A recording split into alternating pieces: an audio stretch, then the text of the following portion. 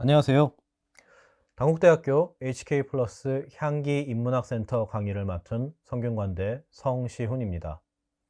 오늘 강의는 철학 강자 제자백가의 시대와 그들의 사상 시리즈의 제2강 도덕심의 각성을 통한 왕도정치 그리고 혁명, 맹자의 사상에 대해서입니다. 자, 그럼 맹자의 사상에 대해서 살펴보도록 하겠습니다. 자, 맹자의 사상을 살펴보기 위해서 맹자를 개관하는 4개의 키워드를 먼저 제시하겠습니다. 자, 첫 번째로는 성선입니다. 인간의 본성은 타고난 대로 선하다. 모든 인간은 선하게 될 수 있는 가능성을 누구나 가지고 있다. 라고 하는 것이 바로 이 성선입니다. 다음으로는 민본사상입니다. 이 공동체를, 국가를 구성하는 것 중에서 가장 중요한 것은 무엇인가? 라고 했을 때 고대 사회에서는 권력자 우선의 사상이 되기 일쑤였지만 맹자의 사상에서는 백성이 가장 중요하다. 통치자가 중요한 것이 아니라 피통치자가 가장 중요하며 그것이 공동체를 구성하는 가장 근본이 된다라고 이야기를 합니다. 그리고 이처럼 인간에 대한 관점, 인간 모든 사람에게는 선한 이 씨앗이 누구에게나 있다, 단서가 누구에게나 있다라고 하는 성선과 이 인간의 본성은 누구나 선하며 그 선을 백성을 위해서 사용해야 된다. 백성이 가장 중요하다라고 하는 이 민본 사상이 결합되어서 진정한 군주, 진정한 왕이 행해야 되는 왕도 정치라고 하는 것이 제시됩니다. 그리고 이 왕도 정치라고 하는 것은 군주의 의무로서, 권력자의 의무로서 사람들에게 제시되는 것이 바로 맹자의 사상이죠. 그렇다면 제대로 된 정치, 인간의 본성인 선을, 성선을 제대로 발현시키지 못하고 백성을 위한 정치를 제대로 하지 못해서 왕도 정치가 실현되지 않았을 때는 어떻게 해야 되는가?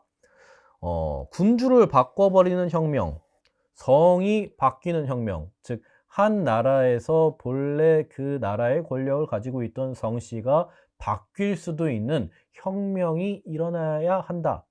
이것은 당연한 것이다 라고 생각하는 것이 바로 이 역성혁명입니다. 즉 요약컨대 맹자는 인간의 본성론에서부터 정치 철학에까지 일관된 체계를 가지고 있습니다. 자, 이것이 어떠한 것인지 자세히 살펴보도록 하겠습니다. 전국시대의 형세도입니다. 춘추시대보다도 더 격렬한 전투와 전쟁이 벌어지는 시기가 바로 이 전국시대지요. 맹자에 있어서는 특히 이 두 나라, 이 중간에 있는 위나라, 양나라라고도 부르기도 합니다. 양나라라고도 부르기도 하고 위나라라고 부르기도 하고 또 한편 여기에 지금 한나라, 위나라, 조나라 이 세 나라가 있었는데 이 세 나라는 본래 진나라라고 하는 나라가 분열되어서 만들어진 나라들입니다. 그래서 이 위나라는 자신들이 분열되기 전의 나라라서 진나라라고도 부르기도 합니다. 어쨌든 오늘 지금 중심이 돼서 이야기가 될 나라 중에 하나가 바로 이 위나라 그리고 이 제나라. 맹자가 위나라의 군주와 제나라의 군주 이 두 사람과 대담을 하는 것을 중심으로 오늘 맹자의 사상을 살펴보도록 하겠습니다. 고대 중국의 제자백가들은 어떻게 그 시대의 질서를 달성할 수 있을까, 질서를 다시 부여할 수 있을까를 스스로 고민하기도 하지만 그것을 혼자 고민했던 것은 아닙니다. 그것이 그 시대의 제후들, 귀족들, 권력자들에게 그것이 받아들여져서 그 학설이 받아들여져서 실제로 그것이 작동하여서 중국 사회가 하나의 새로운 질서를 가질 수 있도록, 근데 그 질서란 자신이 생각하고 자신이 고안한 질서로 재편되도록 노력을 합니다. 그리고 그 과정, 권력자에게 자신의 학설을 이야기하고 설득시키는 것, 그것을 우리는 흔히 유세라고 이야기하죠. 오늘날에는 선거를 위해서 자식에게 표를 달라고 이야기하는 것이 유세라고 표현되지만, 이 당시에는 제자백가들이 귀족들에게 자신의 학설을 이야기하는 것이 바로 유세라고 하는 단어로 이야기되었었습니다. 맹자 역시 자신의 학설을 많은 제후들, 많은 귀족들에게 이야기하고는 합니다. 그리고 또 한편 그들에게 존중받을 만한 굉장한 학술적인 능력, 커리어들을 가지고 있었습니다. 맹자는 늙은 나이 70살이 넘어서까지 제후들을 만나면서 자기의 학설을 사람들에게 이야기하지만, 사실 끝내 그 학설이 채택되지는 못합니다. 우리는 흔히 그 이유를 이 맹자가 너무 이상주의적인 어떤 학설을 가졌기 때문에, 그 이상주의란 다름 아닌 도덕 이상주의적인 학설을 가졌기 때문이다 라고 이야기합니다. 그 도덕 이상주의적인 맹자의 학설은 과연 무엇일까? 먼저 여기에서부터 시작을 해 보도록 하겠습니다. 조금 전에 양나라와 제나라, 위나라라고도 부르고 진나라라고도 부르는 그 양나라가 하나의 대화의 주축이 된다라고 말씀을 드렸습니다. 바로 그 양나라의 왕인 양나라 혜왕가의 대담을 먼저 소개해 드리겠습니다. 여기에서 주의 깊게 보셔야 할 것은 바로 인간의 이익에 대한 본능, 이익에 대한 욕구와 도덕심이 충돌하는 지점입니다. 맹자가 나이 한 70살이 되어서 늙은 나이에 노인으로서 양나라 혜왕을 접견하게 됩니다. 유세를 간 것이죠. 양나라 혜왕이 많은 돈을 주고 우리나라에 어떠한 도움되는 일이 있을까? 어떻게 하면 우리나라가 천하를 통일할 수 있을 만한 역량을 갖추게 될까를 사람들에게 자문받기 위해서 맹자를 초청합니다. 그래서 왕은 말하죠. 노 선생께서, 어르신께서 천리를 멀지 하다 않고 오셨으니, 우리나라에 오셨으니 장차 어떠한 훌륭한 학설로서 내 나라를 이롭게 해주시겠습니까? 우리나라에게 어떤 식으로 도움을 주시겠습니까? 라고 이야기합니다. 여기에서 우리나라가 어떻게 이익을 얻을 것인가? 다른 나라보다 더 잘 살게 되고, 다른 나라보다 더 부강한 나라, 또 강력한 군대를 가질 수 있게 될까를 맹자에게 묻고 있습니다. 그랬더니 맹자가 우리 이 양나라가 부국강병해지려면, 이루어지려면 이러이러한 방책을 하셔야 됩니다 라고 제시를 해야 되는데, 일반적인 사람이라면 그렇겠죠. 하지만 맹자는 거기에 대해서 정면으로 부정합니다. 왕께서는 하필이면, 어째서 반드시 하필이면 이로움을 지금 이야기하고 계시는 겁니까? 이로움을 이야기하실 게 아니라 인간이 해나가야 할 도덕적인 당위인 인애와 의로움, 정의를 말씀하셔야 할 따름입니다. 이 공동체의 리더가 돼서 어떻게 하면 내가 더 잘 살고 부귀하고 강해질까, 이런 걸 이야기하셔서는 안 됩니다. 왜냐? 왕께서 어떻게 내 나라를 이롭게 할 것인가 라고 말씀하신다면, 다른 사람들은 어떻게 할까요? 대부들, 왕의 밑에서 벼슬살이를 하는 이 대부들도 정의와 인간다움을 추구하는 것이 아니라 어떻게 하면 내 가문을 이롭게 할 것인가 라고 이야기하고, 그 밑에서 벼슬살이하는 하급관리, 그리고 일반인들도 어떻게 나 자신을 이롭게 할 것입니까? 라고 말할 것입니다. 즉, 나라가 모두 이기심, 욕망으로 가득 차게 될 것입니다 라고 할 것이라는 것이죠. 이게 왜 나쁘냐? 이게 왜 나쁜지에 대해서 이제부터 맹자가 이야기합니다. 이렇게 온 나라가 모든 계층의 모든 개개인들이 이익을 말한다면, 자기 자신만의 이익을 이야기한다면 어떤 일이 벌어지느냐? 상위 계층과 하위 계층이 서로 이로움을 취하러 다투어 나라가 위태롭게 될 것입니다. 만승의 수레를 보유한 나라, 그러니까 국력이 가장 큰 나라 중에서도 그 중심이 되는, 즉 천자의 나라에서 군주가 죽는 경우가 있다. 군주가 그 나라 사람한테 시해당하는 경우가 있다. 그 경우는 어떤 경우냐? 반드시 천승의 수레를 보유한 자기 직속 부하, 직속 가신의 대부일 것이다. 또 한편 이 천승의 수레를 보유한 나라에서 그 군주를 시해하는 사람은 어떤 사람이냐면 그 바로 아래 등급의 백승의 수레를 소유한 가문의 대부일 것이다. 만이라고 하는 것에서 천을 소유하고 천이라고 하는 것에서 백을 소유한 것이 많지 않다고 할 수는 없지만, 만약 의로움을 뒷전에 두고 이로움을 우선시한다면 상급자에게서 빼앗지 않으면 만족할 수 없을 거다라고 이야기합니다. 즉 이러한 것이죠. 권력과 어떤 나라의 공동체의 부귀의 피라미드에서 가장 정점에 서 있는 사람이 있다. 그리고 그 차상위 계층의 사람이 있고 그 밑에 계층의 사람들이 있다. 근데 이 사람들이 공동체의 안위를 우선으로 하지 않고, 또 한편 무엇이 올바른가 올바르지 않냐라고 하는 것을 생각하지 않고 자신의 이득으로만 이익으로만 행동한다면 어떻게 될 것인가?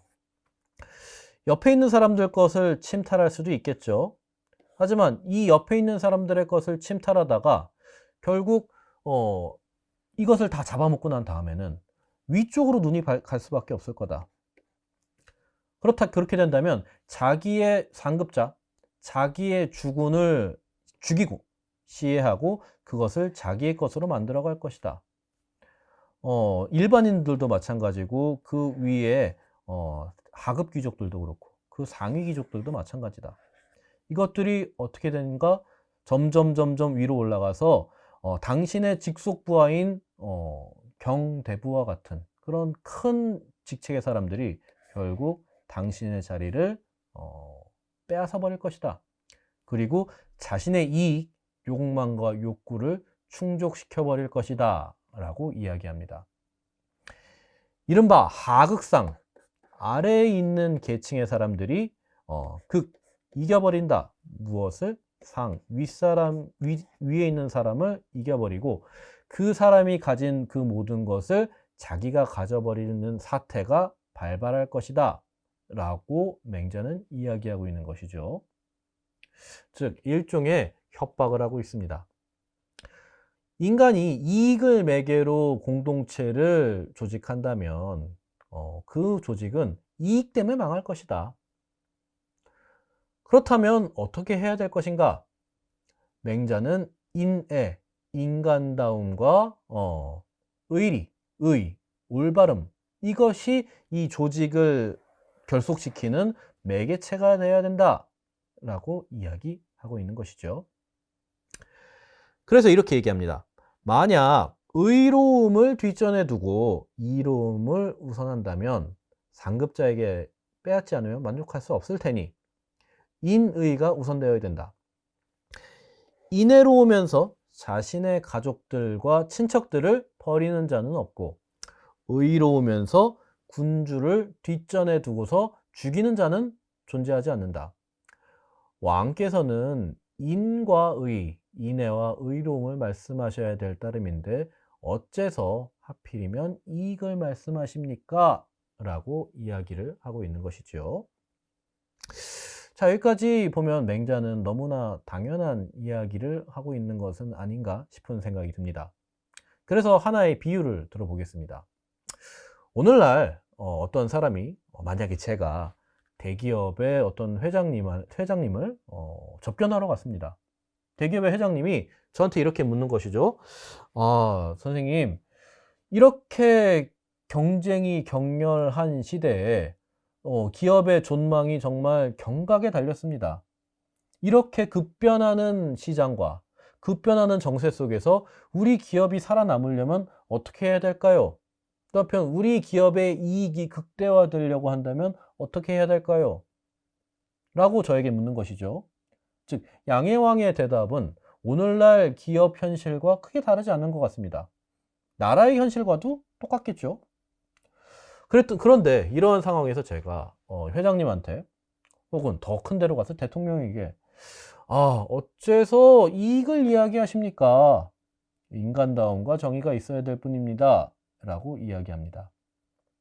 자, 우리나라를 움직이는 어떤 기조에는 분명히 가치적인 측면이 필요할 것입니다.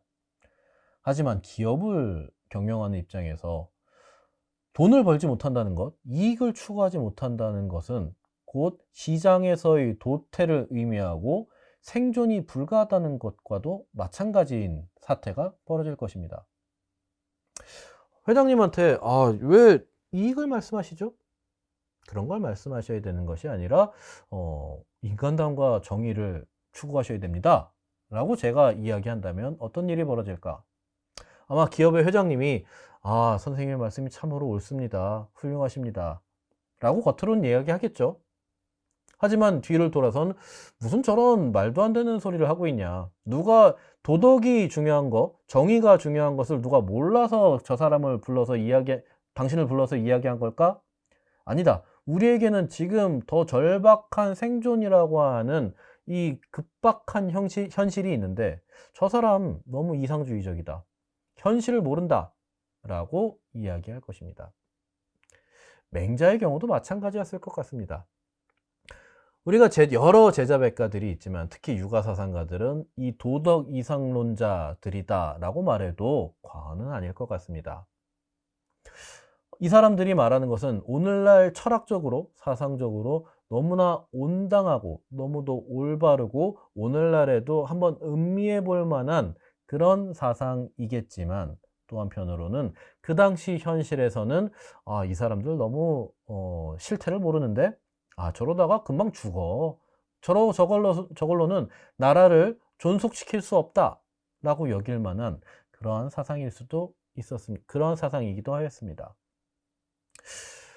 그럼에도 불구하고 오늘날 맹자와 같은 도덕 이상론자들의 이야기를 다시 보고 있는 것은 오늘날의 현실 역시 이 욕심과 이익 때문에 무엇인가가 삐그덕거리고 있지는 않은가. 이 지점이 우리에게 이 도덕 이상론자들의 생각을 음미하게 만드는 것은 아닐까라고 생각을 해봅니다.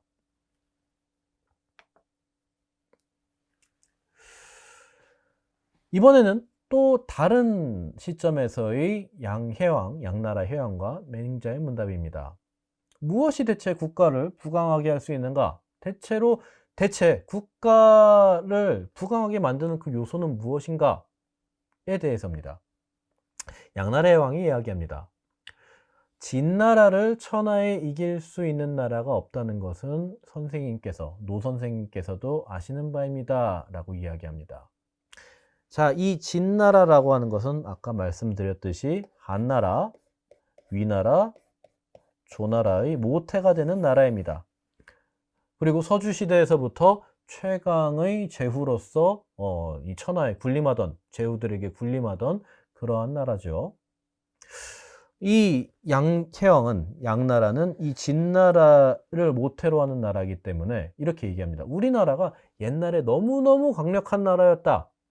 그래서 천하에 이길 수 있는 나라가 없다는 것은 정말 천하 사람들이 다 아는 얘기고 그거는 당연히 선생님께서도 아시는 바일 겁니다. 그런데 내 때에 이르러서 어떤 일이 벌어졌느냐. 과인의 몸에 이르러서는 동쪽에서는 제나라에게 패배하여 큰아들이 전사했고 서쪽에서는 진나라에게 700리의 영토를 빼앗겼고 남쪽으로는 초나라에게 치욕을 당했습니다. 과인은 저는 이러한 일들을 수치로 여겨서 너무너무 부끄럽게 여겨서 전사한 이들을 위해서 이 수치를 한번 씻어내고자 하는데 어찌하면 가능하겠습니까? 라고 묻습니다. 자, 아까 지도를 다시 한번 살펴보죠. 이 위나라가 바로 양나라입니다. 이 양나라는 이 양해왕의 시대에 이르러서 이 제나라로부터 공격을 당해요. 그래서 큰아들이 전사하는, 태자가 전사하는 패배를 맛봅니다. 자, 태자라는 사람은 어떤 사람이죠? 왕의 뒤를 이어서 차세대의 권력자가 될 만한, 되어야 하는 가장 중요한 사람입니다. 그리고 그 주변에는 당연히 강력한 친위군들과 충성스러운 신하들로 가득하여 있겠죠. 이 두 나라가 전투를 벌였을 때는 물론 그것이 큰 것이기 때문에 태자가 출정을 했겠지만 또 한편 태자를 지켜줄 만한 강력한 사람들, 강력한 군대들도 옆에 있었을 겁니다. 그런데 이 전투의 결과 태자가 사망해버리는, 국가의 후계자가 유고해버리는 매우 긴급한 사태, 매우 치욕스러운 패배가 이 양해왕의 시대에 있었던 것이죠. 그리고 또 한편 진나라, 이 진은 나중에 이제 진시황이 통일을 하게 되는 그 진나라입니다만 서쪽으로는 진나라에게 땅을 빼앗기는 사태도 발생하고 마지막으로 초나라에게는 외교적으로 커다란 굴욕을 당하는 사태가 발발합니다. 즉, 이 위나라는 옛날에 정말 강력한 나라인 진나라를 모태로 하고 있지만 양해왕의 때에 이르러서는, 위해왕의 때에 이르러서는 동네 북이 돼버렸다. 이 춘추 전국 시대에 여기저기서 다 얻어맞고 다니는 그런 아주 형편없는 꼴을 하고 있는 나라였습니다. 당연히 이 양해왕은 이러한 현실을 견딜 수 없어 했겠죠. 옛날에 우리나라도 참 한가닥 하던 나라였는데 왜 하필이면 나 때 이르러서 내 아들까지 죽어가면서, 이게 우리나라의 정책이 뭐가 잘못돼서다. 우리나라를 다시금 부강하게 만들게 하기 위해서는 어떠한 노력과 어떠한 방책이 필요할까? 즉, 양해왕이라고 하는 사람은 일종의 복수심에 불타고 있는 군주다라고 해도 과언이 아닐 것입니다. 그렇다면 이 맹자는 이 복수심에 불타고 있는 제나라, 진나라, 초나라에게 복수심에 불타고 있는 그 사람에게 대체 어떤 말을 해주었을까? 예상하시겠지만 앞서 보셨던 것과 같이 양나라 해왕이 바라는 그런 답변은 나오지 않고 있습니다. 도리어 다시 한번 도덕 이상론적인 이야기를 양해왕에게 해주고 있죠. 그것은 무엇일까요? 맹자가 대답합니다. 영토가 사방 백리만 되어도, 아주 조그만 영토만 가지고 있어도, 조그만 부만 가지고 있어도 이 천하의 왕이 될 수 있습니다. 고대 중국 사회에서 왕노릇, 전체를 아우르는 왕노릇을 할 수 있습니다. 근데 그것은 어떻게 가능하느냐?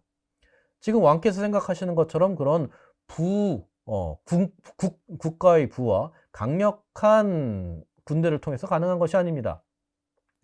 왕께서 백성에게 인애로운 정치, 인간다움을 실현하는 정치를 베풀어서 형벌을 줄이고 세금을 가볍게 하신다면 백성은 밭을 깊이 갈고 잡초를 잘 뽑으며, 장성한 자는 쉬는 날은 효, 우, 충, 신, 효, 우에 충성스러움, 신뢰를 닦아서 들어가서는 아버지와 형을 섬기고 나와서는 우더른과 상급자를 섬길 것입니다.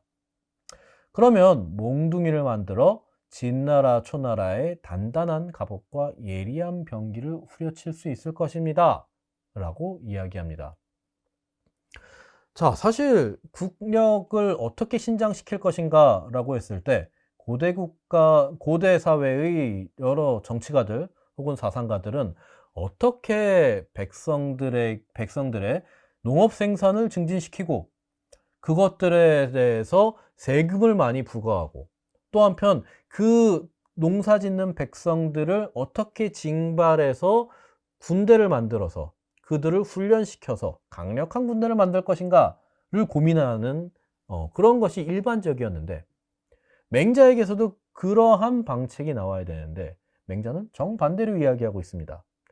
백성들에게 인간다움을 주는 정치를 해야 된다. 그래서 국가의 어떤 개입, 국가의 수탈을 줄여야 된다. 형벌을 줄이고 세금을 가볍게 해줘야 된다.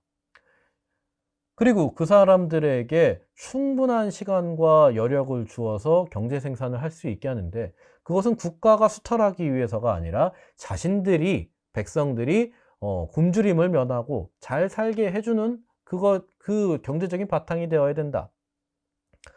그렇게 된다면 이 농사 짓는 장성한 자들이 여유 있을 때 자신에게 내재된 효우 충신이라고 하는 덕성을 닦아서 아버지와 형, 그리고 자기의 가족들을 잘 돌본 거다. 그런 이후에 자기의 그 가족을 잘 돌본 이후에 비로소 국가의 관리들, 귀족들, 그리고 군주를 잘 섬길 수 있을 거다. 그렇게 된다면 어떤 일이 벌어지느냐. 지금 왕이 저렇게 인애로운 정치를 베풀어 준 것은 마치 군주가, 왕이 피통치자를 자식처럼 사랑하는 그런 일일 것이다. 그렇다면 피통치자들은, 백성들은 군주를 어버이처럼 섬길 것이다. 즉 하나의 유사 가족처럼 이 국가가 형성될 것이다. 그렇다면 부모를 위해서, 부모의 모욕을 갚아주기 위해서 이 백성들은 자기의 죽음도 불사하고 단결해서 다른 외적들, 다른 나라들을 상대해 나갈 것이다. 그러면 저 진나라, 이 진나라는 진시황의 진나라죠. 진나라와 저 남방의 초강대국인 초나라, 얘네들이 아무리 강력한 군대를 조직했다 하더라도 우리 가족과 같이 단결한 우리나라를 이길 수가 없을 것이다. 이렇게 이야기하고 있습니다. 그런데 저 나라들, 즉 진나라, 초나라, 제나라, 우리의 적국들은 어떻게 하느냐? 백성들의 농사 시기를 빼앗아 밭 갈고 잡초를 뽑아 부모를 부양할 수 없게 하니 부모는 추위에 떨며 굶주리고 형제들과 처자식은 뿔뿔이 흩어지게 됐다. 저 나라들이 그 백성을 도탄에 빠뜨렸는데 왕께서 가서 정벌하신다면 누군들 왕과 대적하겠습니까? 그러므로 인애로운 사람에게는 적이 없다. 진정으로 인간다움을 실현하는 그러한 정치가, 그런 군왕에게는 적수가 없다라고 하는 옛말이 있는 것입니다. 왕께서는 의심하지 마십시오 라고 이야기합니다. 즉 우리나라는 이렇게 백성들에게 한 나라가 백성들에게 부모와 자식의 관계처럼 그렇게 잘 조직이 되어서 하나의 유사 가족처럼 나라가 돌아간다면 정말 잘 단결되어 있는 것인데, 적국들은 그렇지 않다. 적국들은 어떻게든 저 백성들의 경제력, 노동력, 그리고 그 전력을 강화하기 위한 징발, 이런 것들이 끊임없이 일어난다. 즉 두 계층 사이에는 이반이 일어날 것이다. 수탈당하는 입장에서 수탈자에게 충성을 당하진 않는다. 그러니 그러한 사태에 있는 나라들을 왕께서 단결된 국민을 가지고, 단결된 백성을 가지고서 정벌하러 전쟁을 벌이신다면 누가 우리 군대, 왕의 군대를 대적할 수 있겠습니까? 라고 설득을 하고 있는 것이죠. 맹자는 이렇게 이야기를 합니다만, 또 한편 다른 나라들이, 초나라, 제나라, 특히 진나라 같은 나라들이 저러한 상태에 정말로 있었을까라고 하는 것은 조금 의심스럽습니다. 왜냐? 그 당시에 이른바 법과 사상가들로 대표되는 현실주의자들은 어떻게 하면 인간의 어떤 욕망을 바탕으로 그 욕망을 국가의 전력으로, 국력으로 환원시킬까를 끊임없이 고민하면서 신상필벌, 국가가 원하는 일을 해주면 반드시 상을 주고, 국가가 원하지 않는 일을, 범법을 하면 반드시 벌을 내린다 라고 하는 기조 아래 국력들을 신장시키고 있었습니다. 오늘날 자본주의 사회와 비슷한 것이죠. 공을 세우는 자에게는 돈과 장록과 벼슬을 높여준다. 모든 사람들이 다 전쟁터에 나가서 공로를 세우기만 하면 출세할 수 있다 라고 하는 기조로 운영이 되고 있었습니다. 저 나라들도 마냥 이 백성들을 도탄에 빠뜨리기만 했던 것들은 아니에요. 또 한편 그러한 법가 사상가들의 사상이 조금 더 나라를 부강하게 하는 데는 유리한 그런 방책이기도 하다라고도 여겨집니다.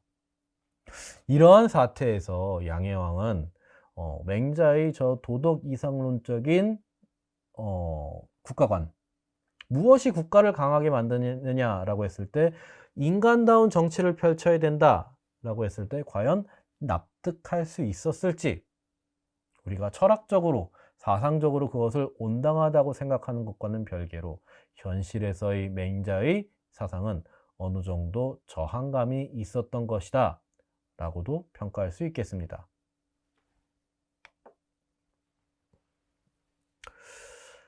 그렇다면 이번에는 무대를 옮겨서 제나라 선왕과의 문답을 한번 살펴보도록 하겠습니다. 제나라는 어떤 나라였냐면 바로 저 양나라, 위나라를 침공해서 태자를 사망케 했었던 아주 강력한 군대와 국력을 가지고 있었던 나라였죠. 이 나라에도 맹자가 초청을 받아 가서 제선왕과 문답을 벌입니다. 제선왕은 당연히 야심만만한 정복군주의 모습을 가지고 있죠. 이미 강성한 나라이지만 더 강성하게 되기 위해서 맹자의 견해를 듣고자 합니다. 그래서 제선왕이 맹자에게 묻습니다. 제나라 환공이나 진나라 문공의 일을 당신의 입으로 들어볼 수가 있겠습니까? 라고 이야기합니다. 이 제나라 환공 혹은 이 진나라 문공은 어떤 인물들이냐면 이전 시대, 이전 한 100년 정도 시기 전에 저 고대 중국, 춘추전국 시대를 주름잡았던 패자들입니다. 이 사람들은 모든 제후의 위에 군림하면서 자신의 정치적인 능력을 과시했던 인물들이죠.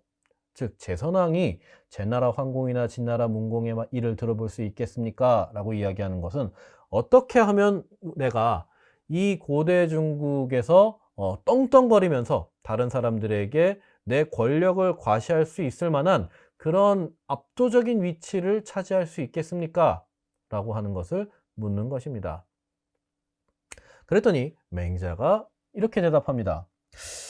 저는 공자의 문도입니다.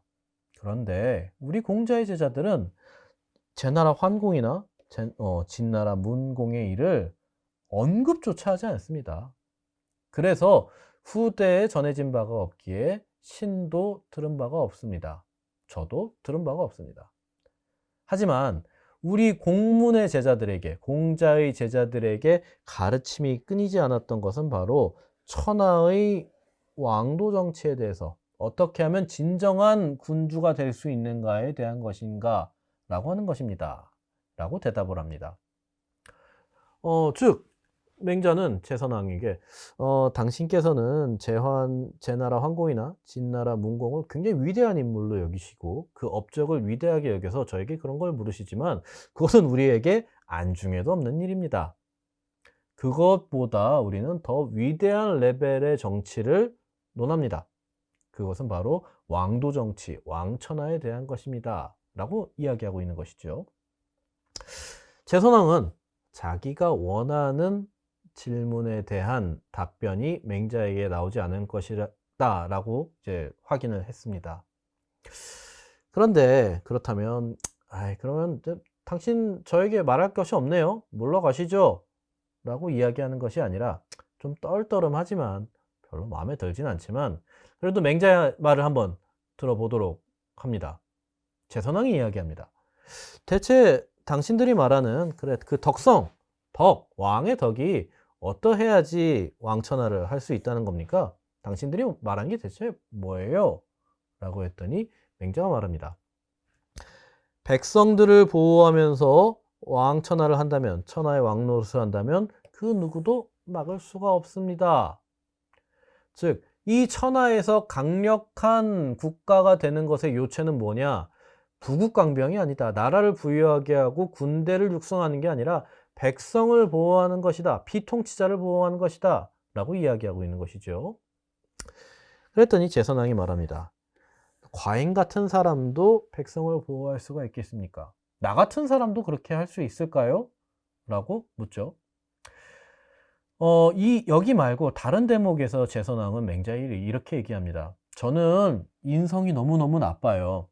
저는 너무나 탐욕스러운 인간입니다. 저는 너무나 부유함을 좋아해서 그것을 남들과 함께 가지고 싶지도 않고, 저는 너무너무 호색하는 사람이라서 뭐 훌륭한 인격을 가진 인품을 가지고서 여성을 대하는 그런 사람도 아닙니다. 라고 맹자에게 직접 이야기하는 데가 있습니다. 즉 제선왕의 생각에 나는 정복군주다. 나는 욕망으로 가득한 사람인데 무슨 백성을 보호하냐. 나는 그런 것들은 생각해 본 적도 없다.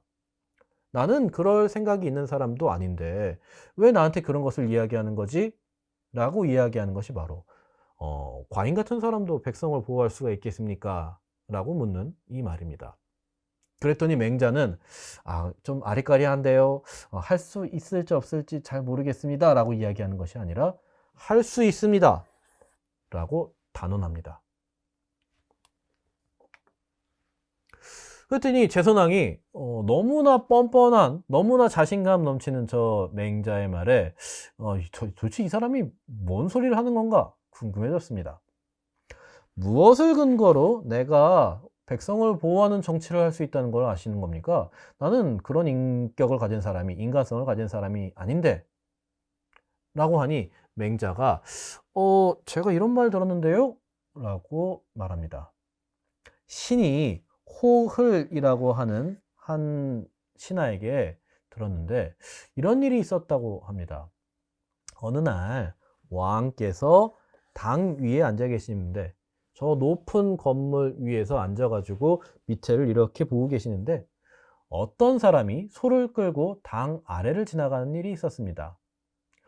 왕께서 그것을 보시고 소를 어디로 데려가느냐라고 이야기를 하니까 피를 종에 바르는 의식, 즉 흔종이라고 하는 의식을 행하려고 합니다. 라고 대답을 합니다.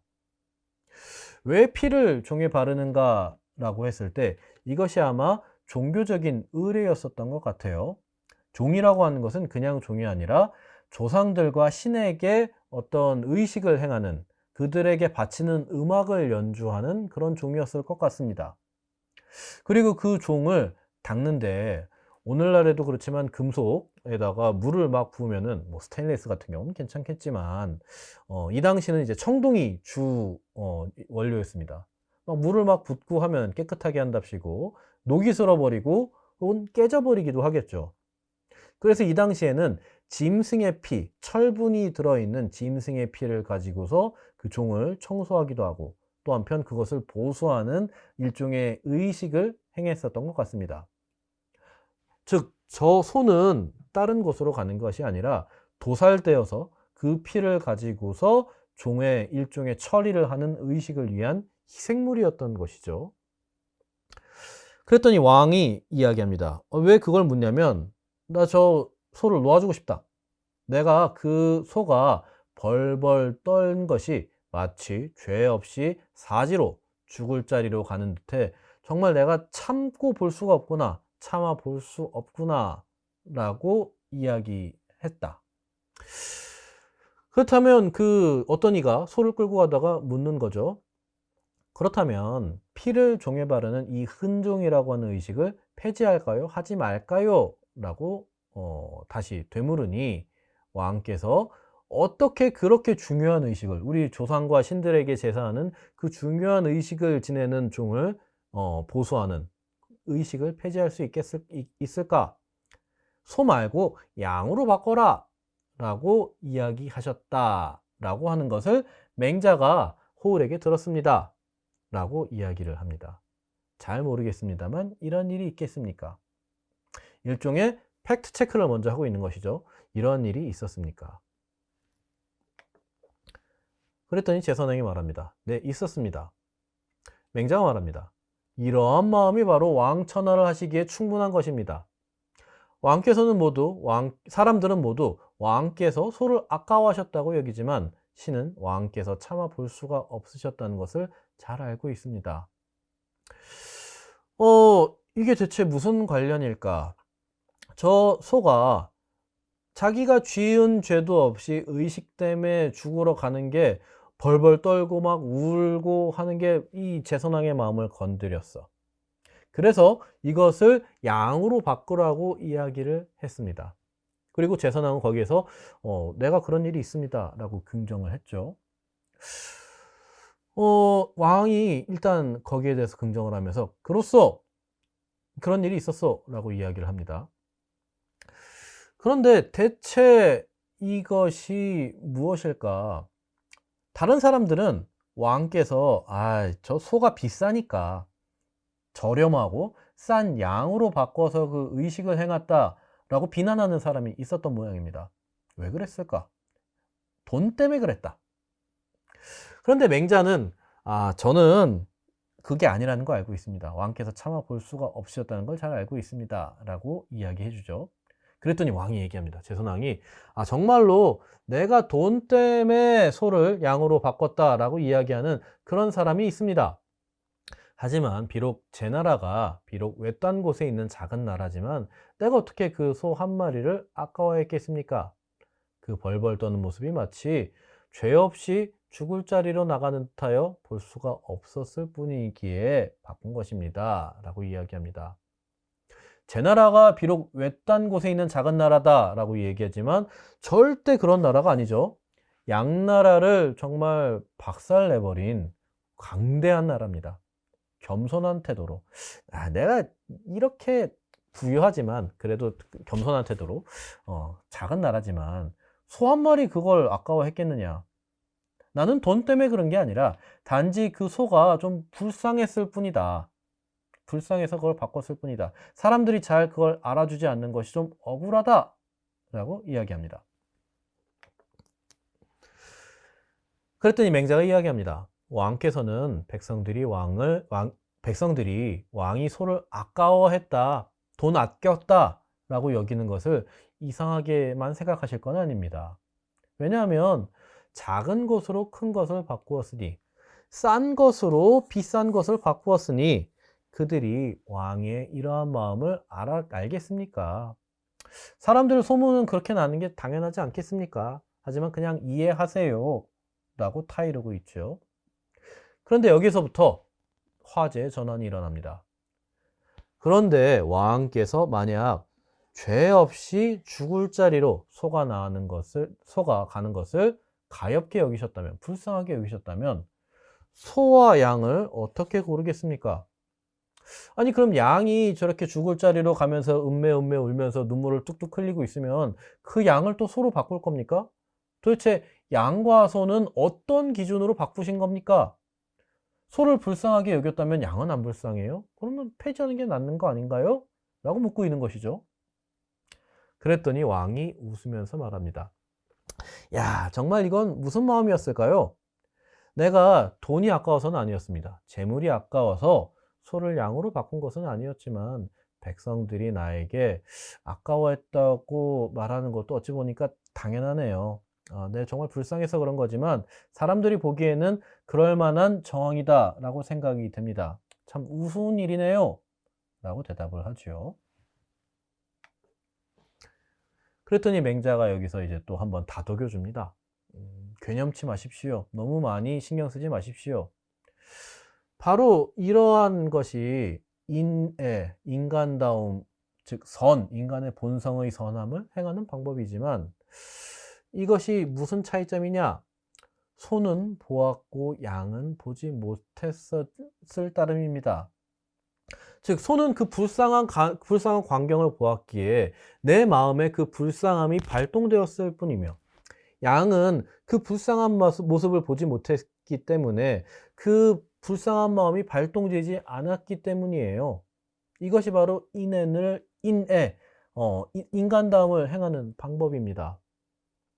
그래서 군자는 짐승이 살아있는 모습을 보면 그 죽는 모습을 참아 보지 못하고 비명소리를 들으면 그 고기를 참아 먹지 못합니다.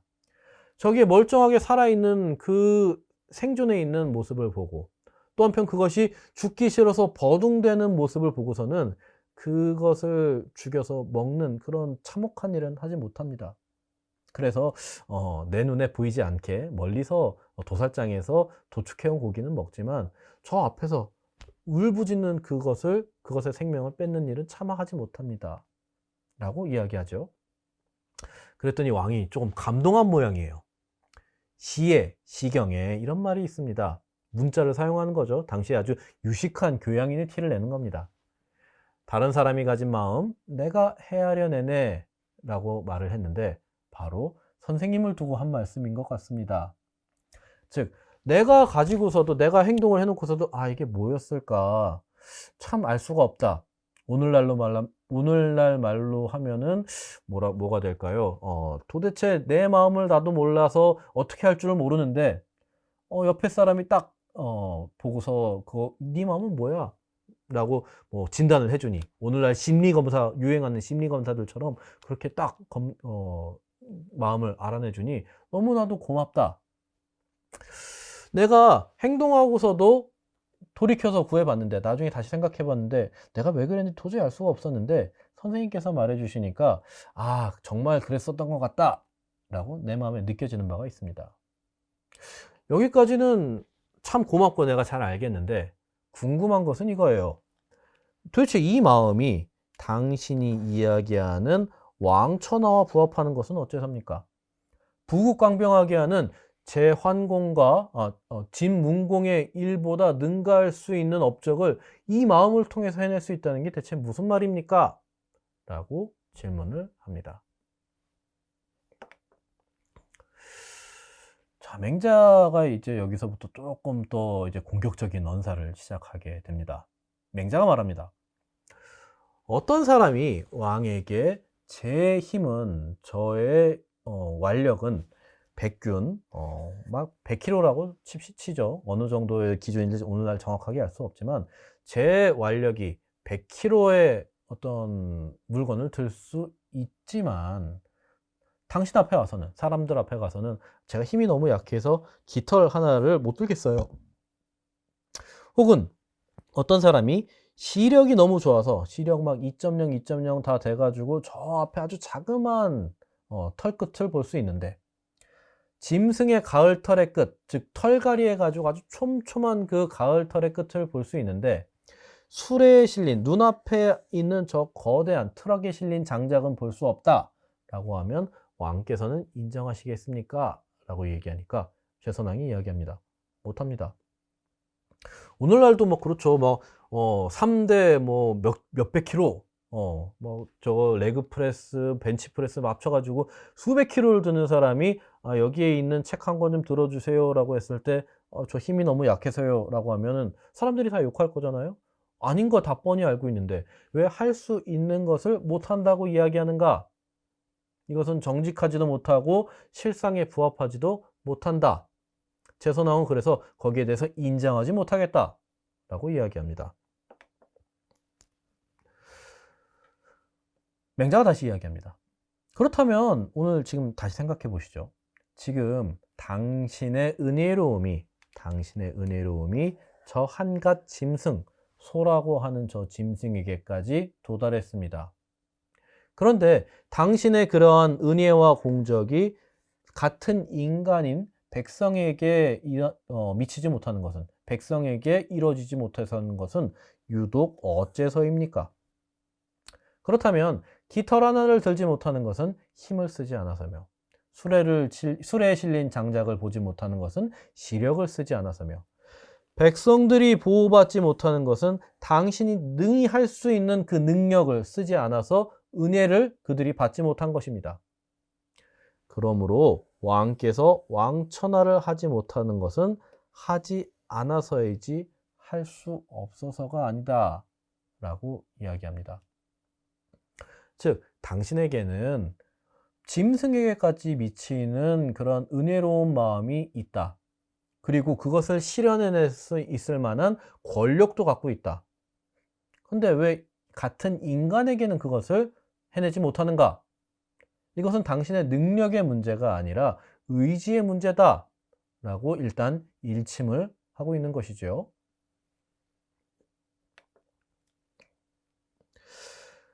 맹자는 이렇게 인간에게 모두 다 선한 마음의 씨앗이 있다라고 여깁니다. 아까 제선왕의 예를 들었지만 제선왕 같이 자기는 욕망과 욕구와 어떤 이기심이 가득해서 그러한 것들을 하지 않을 거다라고 이야기하는 사람조차도 모든 사람에게 이 선을 행할 수 있는 능력을 천부적으로 가지고 있다라고 설파하는 것이지요. 그래서 다음과 같이 이야기합니다. 인간은 누구나 다른 사람에게 그 참아하지 못하는 마음, 그 인간에 가지고 있는 그 본성적인 그 무엇을 참아내고 그것을 굳이 하려고 하는 잔혹한 마음은 없다. 그렇게 해서는 안 된다. 선왕, 옛날에 위대하신 왕들께서는 바로 이렇게 다른 사람에게 참아하지 못하는 마음을 가지셨기에 다른 사람에게 참아하지 못하는 정치, 다른 사람에게 잔혹함을 행하는 정치를 펼치셨다. 다른 사람에게 참아하지 못하는 마음으로써 다른 사람에게 참아하지 못하는 정치를 한다면 천하를 다스리는 것은 너무너무나 쉬울 것이다. 인간은 누구나 다른 사람에게 이렇게 불쌍한 마음을 가지고 그 불쌍한 마음을 억눌러서 가면서까지 해내는 그러한 잔혹한 마음을 가지지는 않는다. 누구나 다 착한 마음을 가진다. 내가 이렇게 이야기하는 이유는 다음과 같다. 이번엔 제선왕에게 하는 이야기는 아니지만 다른 사람에게 이러한 비유를 하고 있습니다. 자, 유자 입정, 어린아이가 우물에 빠지는 것에 대한 비유입니다.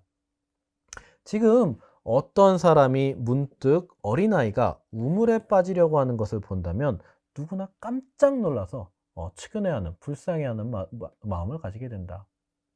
그렇죠. 우리도 유모차가 막 길가로 막 가가지고 트럭에 치이려고 하는 그 모습을 보고 어린아이가 죽는 것, 그것을 상상하시면 됩니다. 그러면 아마 모든 사람들이 어이쿠 저러면 안 되지 라고 하면서 그 유모차를 잡으려고 그 아이를 구하려고 들 거다. 맹자는 이렇게 얘기하는 것이죠. 자, 근데 그 이유는 뭐냐? 이는 어린아이의 부모와 교분을 맺기 위해서가 아니며, 즉, 그 어린아이의 엄마 아빠가 이 동네에서 좀 사는 사람이야. 그래서 그 엄마 아빠와 친하게 지내고 또 한편 그 사람이 운영하는 사업체에 취직하고 혹은 그 사람에게 사례금을 받기 위해서 이래서가 아니다. 자기 동네 친구들에게 명예를 바래서도 아니다. 아, 저 친구는 죽음을 무릅쓰고 저 유모차를 트럭의 위기에서 구해낸 그런 훌륭한 사람이다. 이런 명예를 바래서도 아니다. 또 한편 그것을 그냥 두고 보았을 때, 야, 저 사람 애가 죽는 걸 그냥 두고 봤네. 아, 무슨 저런 사람이 다 있어. 라고 하는 비판하는 소리를 싫어해서 그런 행동을 한 것도 아니다. 어째서냐면 저 어린아이가 사지로 가는 것을 봤을 때, 죽으려고 하는 그 위기에 처했을 때 인간에게는 누구나 그것을 구해주고자 하는 그런 마음이 저절로 생겨난다. 그러한 단서가 있다. 라고 맹자는 이야기하고 있는 것이죠. 이를 통해서 보면 측은해하는 마음이 없으면 인간이 아니고, 실수를 부끄러워하고 싫어하는 마음이 없으면 사람이 아니고, 사양하는 마음이 없으면 사람이 아니고, 옳고 그름을 분별하는 마음이 없으면 사람이 아니다, 인간이 아니다 라고 이야기합니다. 자, 측은지심, 누군가를 불쌍히 여기는, 생명체의 사망을 그대로 보지 못하는 그 마음을 바로 측은해하는 마음, 측은지심이라고 하고, 이것이 없으면 사람이 아니다 라고 단언하고 있습니다. 또 한편 논의를 조금 더 확장해서 부끄러워하고 싫어하는 마음, 인간에게는 누구나 다 있다. 사양하는 마음, 자기가 가진 것을 남에게 양보할 수 있는 마음, 누구나 다 가지고 있다. 그리고 옳고 그름을 분별해서 정의로움을 추구할 수 있는 마음, 이거 다 인간이 갖고 있는 것이다. 이것이 바로 인, 의, 예, 지의 단서다. 인간이 이 네 가지를 가지고 태어나는 것은 마치 태어나면서부터 사지, 팔다리를 가지고 있는 것과 똑같은데, 이것을 가지고서 나는 할 수 없어요 라고 이야기하는 사람은 자기 자신을 해치는 사람이고, 우리 군주는 인간성이 너무 나빠서 그런 거 할 수 없고 우리는 부국강병만 추구합니다. 참아하지 못하는 마음 그런 거 없고 이것을 다 억누르고서 사람들을 착취하고 그 궁대를 징발해서 다른 사람을 죽이는 행동을 할 거다라고 이야기하고 충동질하는 자는 바로 군주를 해치는 자이다 라고 맹자는 이야기합니다. 네, 맹자는 이처럼 다른 생명체의 죽음을 필두로 그것을 다른 생명체의 죽음을, 맹자는 이렇게 다른 생명체의 죽음을 불쌍히 여기는 마음, 이것을 필두로 한 네 가지의 인간의 선의 단서를 이야기합니다. 그리고 이것은 모든 인간이라면 다 갖고 있는 것, 그리고 그것을 할 수 없다고 부정하는 것은 자기 자신을 해치기도 하고 또 한편 타인을 해치기도 하는 그런 나쁜 사상가다, 나쁜 생각이다 라고 이야기하고 있는 것이죠. 그리고 이 네 가지 단서를 가진 자, 모든 사람이 이것을 넓혀 나갈 수 있다면, 그리고 그것을 충실하게 채워 나간다면 마치 그것은 불이 타오르기 시작하는 것 같이 격렬하고 샘이 처음 콸콸콸콸 솟아나는 것과 같아서 이 네 가지 단서를 충실하게 채워 나간다면 이 전체의 세계, 고대 중국을 다 보호하기에도, 사해를 보호하기에도 충분하겠지만 만약 이 네 가지의 단서를 제대로 발현시키지 못한다, 그렇게 된다면 다른 사람의 문제가 아니라 내 가족, 내 부모를 보호하고 모시기에도 부족하다라고 이야기합니다. 즉, 맹자가 이야기하는 인간의 본성의 선함이란 무엇인가? 그것은 바로 이 네 가지 단서, 사단이 있다. 인간에게는 선을 행할 수 있는 네 가지 단서가 있다라고 하는 말이며, 또 한편 주의하셔야 할 점은 그냥 아무런 노력도 하지 않은 채 그냥 내가 난데 내 하고 싶은 대로 하면 되지, 이러한 상태에서 선이 이루어지는 것이 아니다. 인간에게는 선에 대한 씨앗이 있고 또 한편 욕망이 있는데 이 선에 대한 씨앗, 선에 대한 욕망을 가지고서 그것을 꾸준히 확충시켜 나가야 된다. 넓히고 채워 나가야 된다. 그래야지 비로소 자기의 부모를 모시는 시작 단계에서부터 시작해서 천하를 통일해낼 수 있는 거대한 업적을 이루어낼 수 있다라고 이야기합니다. 그리고 이렇게 이야기하죠. 인간의 본성이 선하다는 것은 마치 자연에서 저 물이 위에서부터 아래로 내려가는 것과 같다. 이것은 자연의 필연적인 법칙이다. 물이 위에서 아래로 내려오지 아래에서 위로 올라가는 법은 없다. 저 물을 인위적으로 억지로 하여서 댐을 쌓아가지고 산 위에 두게 할 수도 있고, 혹은 이렇게 탁 쳐서 물이 내 이마를 넘어가게 만들 수도 있겠지만 결국 물은 아래로 내려오게 된다. 이것이 자연의 법칙이다. 인간의 본성이 선하다는 것도 마찬가지다. 인간의 본성이 선하다는 것도 자연의 법칙과 같이 누구에게나 다 그런 가능성이 열려 있는 것이다. 이것을 거부해서는 안 된다 라고 하면서 보편적인 모든 인간이 다 선하다라고 주장을 합니다. 자, 그렇다면 군주가 권력을 가진 이유는 다름 아닌 이 선을 발양하고 그것을 백성에게 시행해서 그것들을 백성들을 잘 살게 해주는 그것이야말로 군주의 역할이 되게 됩니다. 자연의 법칙이자 저 하늘로부터 부여받은 군주의 어떤 의무가 되는 것이죠. 군주가 군주의 위에 있는 이유는, 군주의 위치에 있는 이유는 자기 자신의 탐욕을 추구하기 위해서가 아니다. 이 중국을 통일하기 위해서, 그것은 부차적인 문제다. 이 백성들, 이 피통치자들, 이 조직을, 이 공동체를 구성하는 절대 다수의 저 불쌍한 사람들을 온전히 인간으로서 살게 해주는 것, 그것이야말로 인간의 의무이자 군주의 의무다 라고 이야기하고 있는 것이죠. 이것이 군주의 역할입니다. 맹자는 여기에서 군주가 군주의 제대로 된 역할을 하지 못할 때 교체되어야 된다고 하는 역성혁명을 주장합니다. 역성혁명이란 한 공동체의 지배자가 제대로 승계하는 그 종족, 그 성씨에서 그 성씨가 제대로 역할을 하지 못한다면 그 역할을 잘 할 수 있는 다른 성씨로 교체될 수 있다라고 하는 것이죠. 군주의 입장에서는, 통치자의 입장에서는 대단히 불온하고 위험한 사상이 아닐 수 없습니다. 권력에 도전하는 사상, 즉 야성이 만만한 사상, 야성이 아주 가득 찬 사상이 맹자의 역성혁명 사상이죠. 맹자는 이렇게 얘기합니다. 역시 제선왕과의 문답입니다. 왕의 신하 중에서 자기의 처자식을 친구에게 맡기고 저 남쪽의 초나라로 놀러 간 자가 있습니다. 천하를 유람하러 갔을 수도 있지만 또 어떤 출장일 수도 있겠죠. 아무튼 간에 먼 장거리 출장을 가서 몇 달 집을 비우게 된 사람이 있습니다. 근데 이 집을 오래 비우다 보니까 자기의 배우자와 자식들이 굶지는 않을지 아니면 춥지는 않을지 걱정이 되니까 자기 아주 절친한 친구에게 자네가 내 친구로서 우리 가족들 좀 잠깐 좀 돌봐주게. 내 금방 갔다 오겠네. 하고 초나라로 장기 여행 혹은 장기 출장을 갔습니다. 그런데 그가 돌아와서 보니 자신의 배우자와 자식이 추위에 벌벌 떨고 있고 제대로 먹지도 못해서 피골에 상접해 있다면 당신은, 왕께서는 그 친구를 어떻게 하시겠습니까? 라고 묻습니다.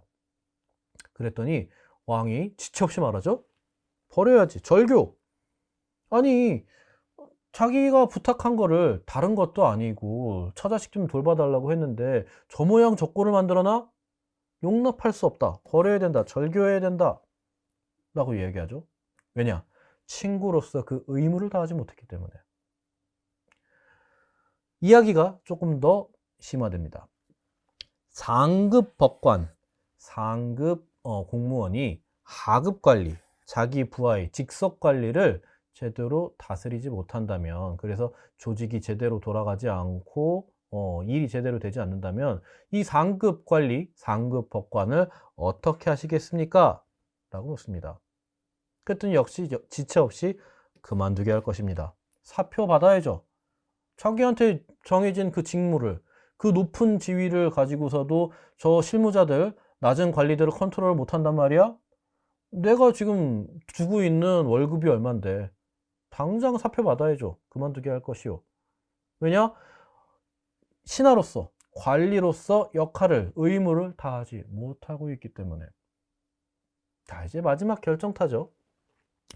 사방 국경, 나라 안이 제대로 다스려지지 않아서 굶어 죽는 이가 생기고 그 아래에 있는 관리들이 제대로 컨트롤되지 않는 거, 이거 누구 책임입니까? 어떻게 해야 합니까? 라고 묻습니다. 사실 지금까지의 논리대로라면 지체 없이 제가 그만둬야죠. 최선왕이. 내가 그만둬야겠습니다. 라고 이야기를 해야겠습니다.만 그 말이 차마 나오지 않죠. 그래서 왕은 좌우를 둘러보면서 다른 말을, 화제를 돌려버립니다. 그때 경치가 참 좋았는데. 저번에 우리 같이 먹었던 거 되게 맛있지 않았어요? 라고 하면서 말을 돌려버리죠. 이것이 최고 권력자가 자기 밑에 있는 사람들에게 요구할 수는 있지만 그 사람이 스스로 나에게도 그런 책임이 있다 라고 자인하게 하는 데는, 스스로 인정하게 하는 데는 역시 조금의 어려움이 있었던 것 같습니다. 그리고 또한 민망했겠죠. 내가 그만둬야죠. 내가 잘못했네요. 라고 하는 말이 아마 자존심상 쉽게 나오진 않았을 겁니다. 다만 맹자의 메시지는 분명합니다. 당신 책임이지. 당신이 그만둬야지. 수행하지도 못할 지위를 왜 갖고 있습니까? 이것이 바로 맹자의 역성혁명 사상입니다.